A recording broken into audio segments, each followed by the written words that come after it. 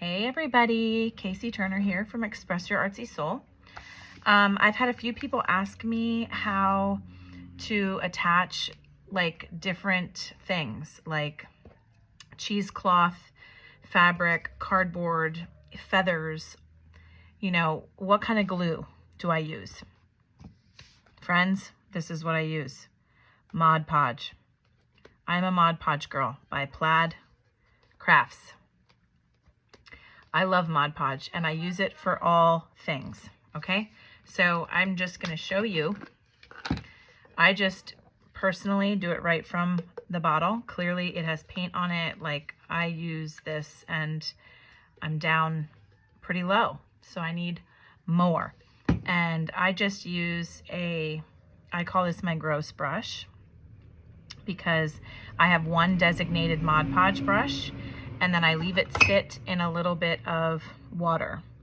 Now this, I don't know if you can see, it is gluey water, but I let it sit in water when I'm done using it. That way it stays moist and doesn't dry out and get hard.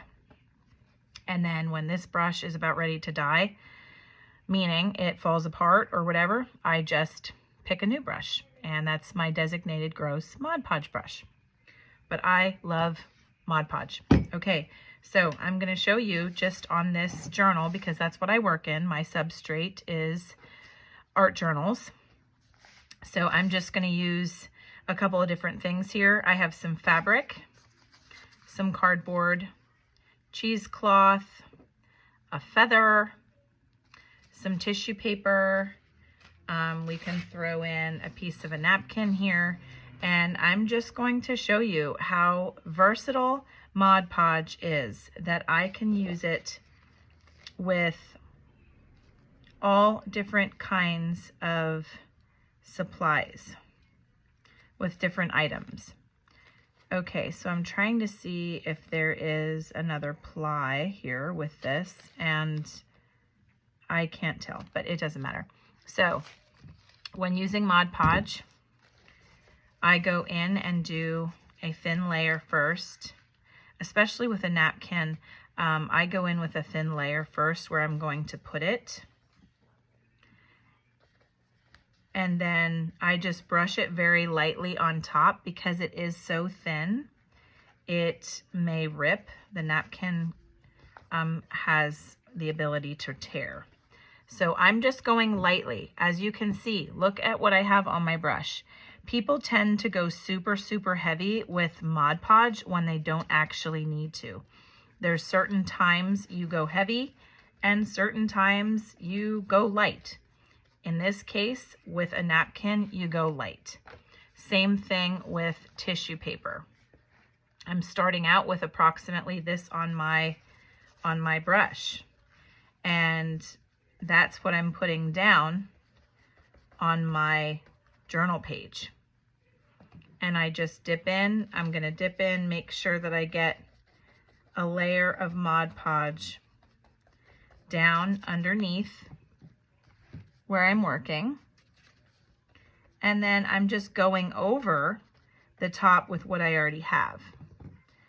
Now this might want to pull up a little bit because I don't have much Mod Podge underneath on top of this napkin.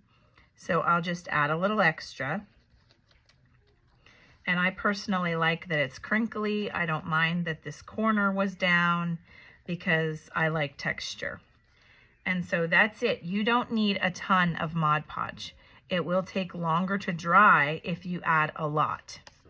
Now, in things that I might want a lot more, I'm gonna cut. Let's cut this. I'm gonna cut a piece and tear it in half. Okay, so now with a piece of fabric, I am going to add more Mod Podge. Okay, I'm gonna put this here. I'm gonna put this down, and now I'm gonna get a good amount on my brush. And I'm gonna go over top of that entire piece of fabric, being sure to get the edges. And then that will dry. That will dry in place. And I do the same thing with cardboard. Okay, so this is corrugated cardboard. Yes, it has grooves, but I'm gonna do the same thing. I'm gonna put a good layer down on the bottom and I wiped it off, and a pretty good layer on the top. And I'm going to let that dry. Okay, cheesecloth. Now cheesecloth is very holey, you know, it has a lot of holes in it. So honestly, I can just put this down, and cheesecloth is gonna move with your brush. So I'm gonna put a layer down first, get my cheesecloth pretty much in place, and then just lightly with my brush, with what's ever on my brush, I'm just lightly sticking that down, and that will dry in place, okay? And now let's do a feather. My 4-year-old really likes to collect feathers for me whenever she sees feathers. And she's like, Mommy, you can use this in your art. And believe me, I do. Okay, so here we have a feather.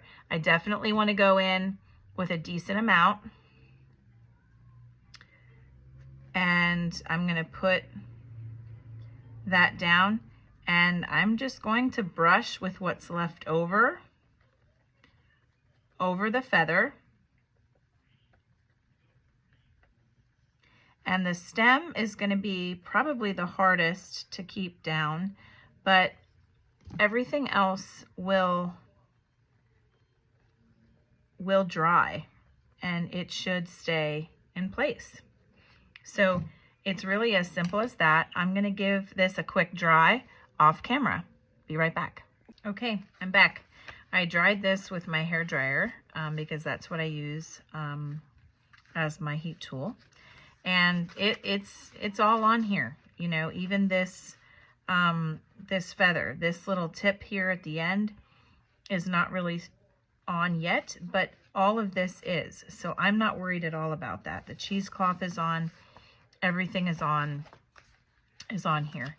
And so it's honestly like to bind journals, I use Mod Podge, you know, to put the fabric on. If I'm going to use fabric as my spine, I use handy dandy Mod Podge.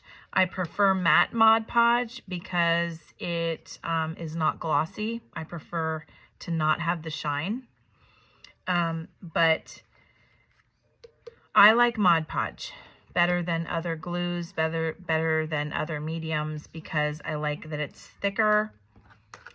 It's not runny, and if ever I do need it to be a little bit runnier, I just can have my brush be a little bit wet, and then it works. So anyway, Mod Podge by Plaid Crafts, that's what I use. When people ask me, oh, what glue are you using to fasten, you know, this, to fasten that, to glue that to your pages?